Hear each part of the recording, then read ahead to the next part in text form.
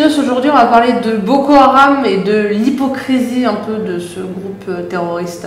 Ah oui, c'est un groupe assez particulier parce que finalement ils sont contre l'éducation à l'occidental, ils sont en tout cas contre l'Europe, ils sont contre les Européens, mais ils font que tuer des Africains, ils font que tuer, on va dire, l'éducation africaine en enlevant des filles et autres. Nous on a été un peu creusés, et on a dit bah, écoutez, on va aller voir un peu ce qui s'y passe. Ok, très bien. L'éducation occidentale est un péché. L'Europe est une terre de vice. Les Occidentaux sont des mécréants. Ce qui paraît une caricature, c'est pourtant le message et l'idéologie qui anime Boko Haram, mouvement islamiste des années 2000, connu avec des exactions d'une extrême violence qui font régulièrement les titres des journaux du monde entier. Mouvement sectaire né au Nigeria en 2005, la complexité de son organisation, ou plutôt sa désorganisation, ses différentes allégeances à l'État islamique, de façon plus ou moins extrême, en font un mouvement difficile à cerner. On peut d'ailleurs en déduire que c'est aussi l'éclatement géographique du mouvement qui rend son appréhension compliquée. En effet, pour comprendre comment une secte religieuse a pu devenir un groupe suffisamment puissant pour menacer la stabilité de l'État fédéral du Nigeria et celle des pays limitrophes, pour comprendre comment ce mouvement a réussi à scruter massivement et comment il a pu bénéficier pour un temps de l'adhésion de la population, il est essentiel d'écouter Youssouf et Chiakou, deux leaders, de prêter attention à la fois à ce qu'ils disent et à la manière dont ils le disent. Leur discours prononcé en Haoussa ou en Kanuri, avec quelques insertions d'anglais, nécessite un travail préliminaire de traduction minutieuse, mais également de décryptage, car tous deux manient un style vernaculaire et imagé, utilisant des expressions qui, pour être comprises et transposées, requièrent une excellente connaissance du contexte culturel, nigérian et social dans lequel ces discours sont produits. Aucun des pays occidentaux présents dans la région pour espérer combattre Boko Haram ne maîtrise cet environnement hyper codé et très compliqué. Les simples protocoles militaires à l'occidental n'en ont en tout cas rien prouvé jusque-là. Mais difficulté n'est pas synonyme d'impuissance. Quand on connaît la violence dont est capable le mouvement islamiste, attentats, enlèvements, des actions terroristes qui déciment les populations civiles sans distinction de nationalité, religion, âge ou genre, enfants, vieillards, lycéens et villageois, personne n'est épargné avec Boko Haram. Statistiquement, c'est même les musulmans les premiers victimes de Boko Haram. Les motivations du groupe laissent donc l'opinion troublée et perplexe.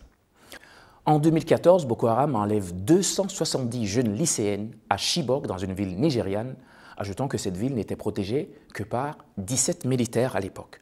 L'opinion publique se déchaîne et Michelle Obama, la première dame américaine de l'époque, tout le monde s'affiche sur les réseaux sociaux à grands coups de hashtag « Bring back our girls », c'est-à-dire « ramener nos filles » en français. Mais comme à chaque fois qu'un drame survient en Afrique, l'Occident se lève et se rassoit en moins de temps qu'il ne faut pour dire Boko Haram. Des équipes internationales sont envoyées. Si certaines filles seront libérées, d'autres auront été converties de force, mariées de force, vendues en esclavage. En 2018, plus d'une centaine d'entre elles manquaient encore à l'appel. En 2021, aucune information restante n'est disponible, en tout cas pour toutes ces victimes. L'opinion internationale est maintenant sourde aux supplications des populations sous le feu constant de Boko Haram et pourtant, de nombreux pays sont concernés. Le mouvement islamiste sévit en Afrique de l'Ouest, en débordant parfois dans l'Afrique centrale, en allant au Niger, au Cameroun, au Tchad, le Nigeria et même au Mali. Heureusement qu'au pays du Vaudou, pays très limitrophe, les mânes des ancêtres sont toujours éparpillés aux frontières. Mais il faudra tout de même les honorer. Si le financement de Boko Haram reste occulte, la corruption de l'armée nigériane, l'État islamique et le racket des populations locales semblent être la principale source des flux financiers pour alimenter les razzias. L'éclatement des groupuscules de Boko Haram et l'incertitude sur le nombre exact de membres au reflet de la lutte qui s'y oppose. Aucune force conjointe n'existe. Pourtant, la CEDEAO est le premier à s'insurger contre les prises de position par des militaires, notamment au Mali, ainsi qu'ailleurs. L'éditorialiste a comme impression que la communauté des États d'Afrique de l'Ouest n'existe que sur papier. Les Nations Unies, quant à elles, dénoncent. Mais à nouveau, c'est trop facile de dénoncer quand on habite le 32e étage d'un immeuble à New York. Attaque après attaque, les exactions de la secte terroriste obligent les populations en danger qui appellent désormais à l'aide après chaque raid. N'oublions pas que le recrutement de Boko Haram est facilité par la pauvreté de la région. Il faut finalement comprendre que se battre ou se faire battre, pour de nombreuses personnes, le choix est simple et vite fait. Comment blâmer des gens dont la seule survie dépend de l'allégeance au groupe terroriste?